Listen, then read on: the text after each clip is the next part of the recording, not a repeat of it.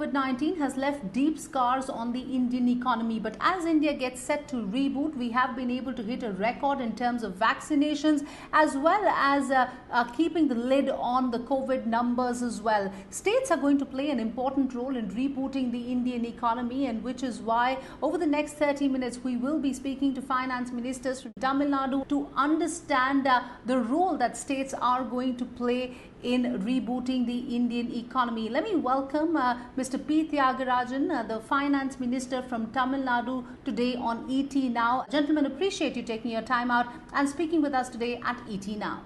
Given the fact that the third wave, of course, looms large, I want to understand from you in terms of the preparations that, of course, are going behind it, and, of course, the economic impact, because that is going to be key. While we're talking about coming out of the second wave and, putting behind some of those concerns with respect to the economy as well, if there is a third wave, then the amount of fiscal decay that we will see both on the central side as well as the state side is going to be pretty massive. So, of course, the second wave has had an economic impact. In my understanding, at least in Tamil Nadu, though the second wave was of 5-6 times the magnitude of the first wave, the economic impact wasn't nearly as bad, because the first wave, we were operating in the dark. The whole country went into a massive lockdown with 4 hours notice. And the devastation of that lockdown is hard to imagine, and certainly nobody would replicate that. So all of the second wave lockdowns at some level have been hugely less impactful on a day-to-day basis or at a macroeconomic basis than the first wave, which was much less in magnitude of infection or spread, but much higher in economic impact. Of course, the third wave looms. And a state like Tamil Nadu, we have taken it very seriously. In fact, in the assembly today, we are in the governor's address session. The chief minister as well as the health minister pointed out that we have created many new beds. We are still creating new beds. We are still bringing new oxygen plants. 3 or 4 days ago, I inaugurated a new liquid oxygen plant in the general hospital, the government hospital in Madurai. So we are getting ready in multiple ways. Part of that is infrastructure, stockpiling medicine, making sure there's a lot of beds, making sure there's oxygen, ICU beds, and so forth. Part of that is going to be more scientific in terms of surveys and some analyses and some preparations and so forth. But that'll get announced, I think, by the chief minister in the next day or two before the governor's address concludes. So this is all on containing and managing the pandemic. On the economic side, unlike most states, our chief minister focused a lot on demand, and that too at the bottom of the pyramid. So even though we inherited office after 10 years in opposition with the state in great financial distress, we have distributed over 10,000 crores worth of cash and basic necessities to the poorest, weakest sections of economically weakest sections of society, plus spent another about 10,000 crores on infrastructure and getting capacity ready and settling the medical bills and so forth of people.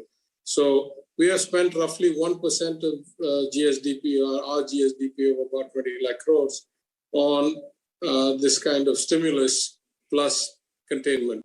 And we think that should the third wave come, we will be much better equipped. It surely will. The question is of what magnitude, but we will be much better equipped to deal with it because of our efforts after the second wave. Absolutely. While we're talking about economic recovery, full economic recovery and getting back to normalcy can only take place once we're able to vaccinate large chunks of our population. In Tamil Nadu, we of course have a thriving auto belt as well. And while we're talking about vaccinations, there are reports indicating that 3 out of the 4 workers at car makers, for example, Ford, Hyundai, Renault as well, are not vaccinated. Will the Tamil Nadu government look at various ways to vaccinate large chunks of the population that at least are linked to the industry, to the manufacturing sector? Yeah, I think you have to split this into 2 different components. The first is, what is the total availability of vaccines? The second is, how do you prioritize who to give it to? I would say in the first case, as quickly as we can get vaccines, and we attempted a global tender, and because of the nature of the market, where there's an oligopoly or really for each vaccine a monopoly manufacturer. They didn't want any part of this, and so they didn't take place in the tender. In any event, it was the union government that should have procured all along. I don't know why the Honorable Prime Minister changed policy when we changed it back. Even now, I'm the first proponent. I've said that the union government should do monopoly procurement, should do 100% of the capacity of production of every vaccine manufacturer in the country, including expanding the list of vaccines to those that are already approved in other countries like Pfizer and Moderna and so forth. Now, if you had all of that and you did maximum, then I think it's reasonable that within the next, 6 months, you could vaccinate the bulk of the people of the country above 18.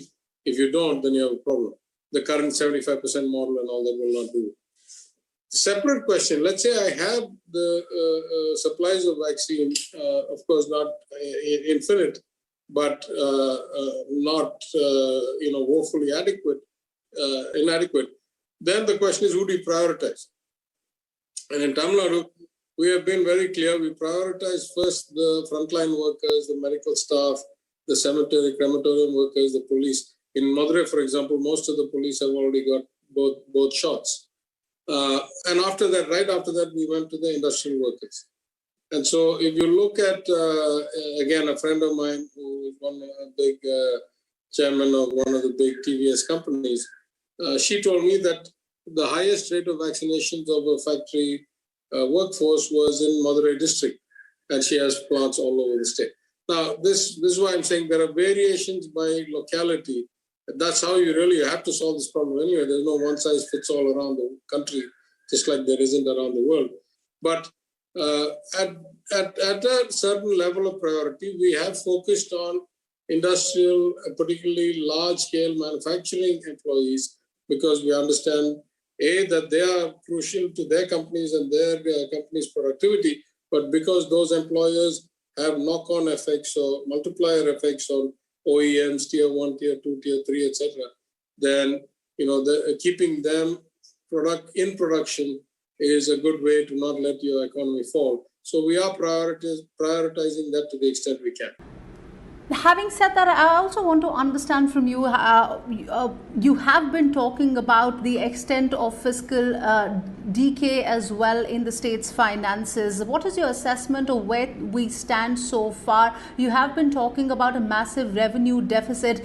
What is the solution for it? Because given the fact that, of course, there are inflation concerns as well, the central government is not reducing any taxes on fuel because they fear that that the states may just hike those taxes and ultimately the relief may not be provided to the common man. So what is going to be the way forward while we're able to give some sort of a relief to the common man and also look at a solution for the wide revenue gap as well?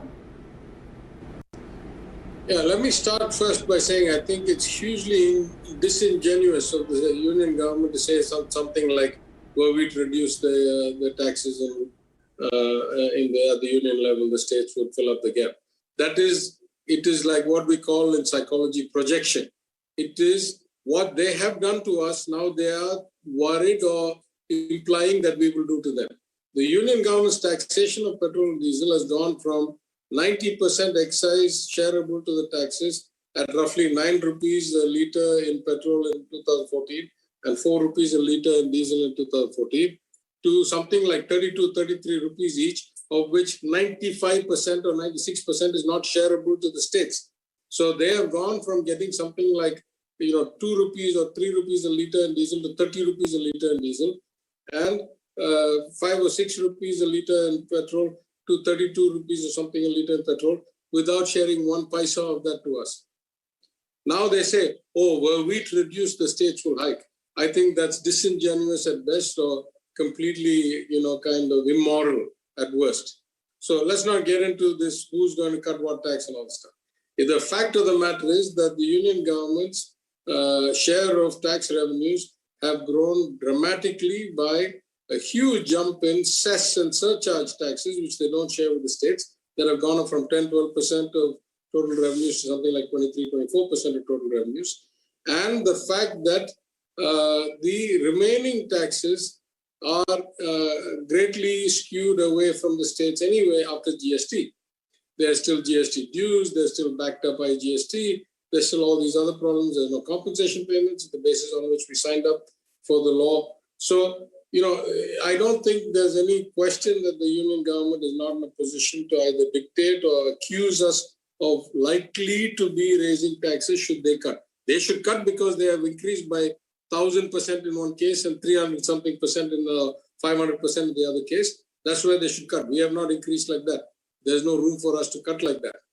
Separate question, how do you fix the problem? It's not my job to think about the union. I'll only talk about the state. The state, as I've said all along, the basic problem is lack of revenue as a percentage of GDP. If it doesn't come, it must be leaking. Where is it leaking? In commercial taxes, in other valuations, in other rate settings, in mining, in royalties. Here we know where these are leaking from. Probably in TASMAC, in alcohol-related taxes or dividends. So we just need to tighten the administration of the government to get back the missing 3.5% of GSDP that we ought to be at. We used to be 10.5%, 11% of GSDP, states-owned revenues, where we were at 7 pre-COVID, and we're probably at 6 or 5.8 or 6.2 post-COVID. So we have to get back to 10, 10.5. My colleague, the commercial taxes minister and the registration minister, and I attended an event on Saturday together in Madurai, and he said, in his opinion, even based on early estimates of about 6 weeks, he feels that there's a lot of tax avoidance going on, and we need to step up and improve our systems a lot. So were we to get the right data infrastructure, the right compliance, and the right kind of outlook, I am confident we can make up this 3.5%, 4% in the revenue. Were we to do that, then we really wouldn't have any other problem, because then we can start kind of the normal cycle of only borrowing for capital investment, be a revenue neutral state like we should be under the FRBM, Delhi and FRA, Tamil Nadu.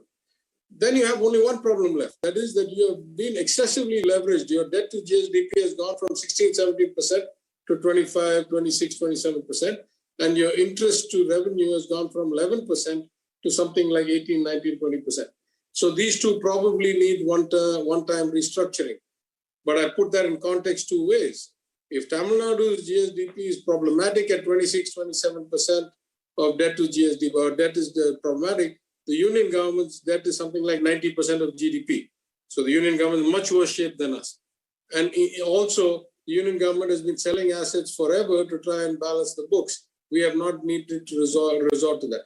So once we get the steady state problem fixed, then, with the Chief Minister's guidance, I will look at whether we need to do a one-time restructuring of debt. We have already started doing that, incidentally. Incidentally, we already started restructuring PSU debt. We have restructured the Tamil Nadu Electricity Board's debt quite a bit, and they save about 2,000 crores a year in interest. Literally, my colleague, the Electricity Minister, announced that in the Assembly today. We think there's still a lot of other people willing to come forward and help us refinance that debt at much lower. If refinancing doesn't work, then asset sales or some other way to bring down the overall debt load is the possibility. And I've said it on record, I am not considering asset sales as the primary option, mostly because I don't want to sell while I'm still, the system is broken. But were we to have to reach but that is on cards. Asset sales were called for, then we have a lot of liquidatable, market valuable shares in public companies, shares in good enterprises. We don't need to get to selling land and hard assets yet. Right. But in the experience of the central government, asset sale program, of course, takes a lot out of you, and it's not an easy process. Having said that, sir, while we're talking about the economic assessment of where things are as far as the state is concerned, there is a white paper in the works, and Tamil Nadu now has a star-studded panel as well, that will be economic panel that will be advising the Chief Minister, Raghuram Rajan, Arvind Subramaniam, John Dress, Esther Duflo, S. Narayan, all big names. I want to understand what kind of inputs will you be seeking from these 5 economists? Yeah, so let me just say for a second first that the fact that the union has not been able to do its asset sales properly doesn't mean that we won't be able to. So don't ascribe or attribute to us the same limitations in competence or execution that the union has. Maybe we will, maybe we won't, but don't assume that we are at that level. Number one. Number two, I think the advisory panel is really, a great gift for us. It's individuals who we value and respect a lot, who have a proven track record, not just of quality of advice or scholarship or erudition, but also of compassion and focusing on the right values and the right things. So when we were putting the panel together, the Honorable Chief Minister was very clear. He said, I'm going to be the primary kind of beneficiary or user of the panel's insight as the Minister for Finance and Human Resources Management. And so though it is the Chief Minister's panel and though it is by his guidance, I did a lot of the legwork under his direction. And he was very clear. He said, of course, we want people who add value, but we want to have a balanced set of people who reflect our values of poverty alleviation, of social justice, of, caring for the downtrodden. And so people like Esther and Jean clearly espouse those views. But on the other hand, as I've said publicly, there's no point getting a whole bunch of people with the same point of view. We wanted people with very differing points of view. So Mr. Narayan, for example, is a long-term civil servant and then, professor for part-time in Singapore. Already about Esther and John I've spoken about. And Raghu, of course, is a markets and big picture macro thinker and brings the kind of credibility of understanding of the global macro perspective and the trends in capitalism and equality and inequality and so forth. You may have read one of his early books with one of his Chicago colleagues called Saving Capitalism from the Capitalists. So he's acutely aware of how free markets, even Chicago-style free markets, can get corrupted or perverted through the kind of wrong incentives. And of course, Arvind Subramaniam has a deep and extensive experience. Now, also helps that both Raghu and Arvind are Tamilians by birth and Indians by citizenship, as best I can tell. So their desire to contribute was high. Anyway, the good news is, I think, A, we have a diversity of views. B, they're incredible talent, or the other way, it would probably go the other way. Incredible talent, diversity of views, the heart to contribute, and that they are open-ended, right? We don't intend this to be one of these 3 months, 6 months, write a big fat report, give it, and then, who's going to be around for implementation. As a former consultant myself, as a banker, as a trader, as somebody who's been a change agent in large organizations, what I really am looking for is dynamic, real-time inputs, either because they see something that we don't see, or because we see something we're not quite sure how to go, or we'd still like a second or a third opinion, whether what we're planning to do is right. And just to give you a preview, in the governor's address response that's going to come about 36 hours or so from now, the Chief Minister will already have some, schemes or proposals or announcements that were driven by some of these council members. So that's how rapidly we expect to put it into action. And that's how dynamic we expect the relationship to be in terms of how we work together. Thank you very much, sir, for taking your time out and speaking with us. We'll, of course, be watching out for the governor's address as well over the next few days. Thank you very much.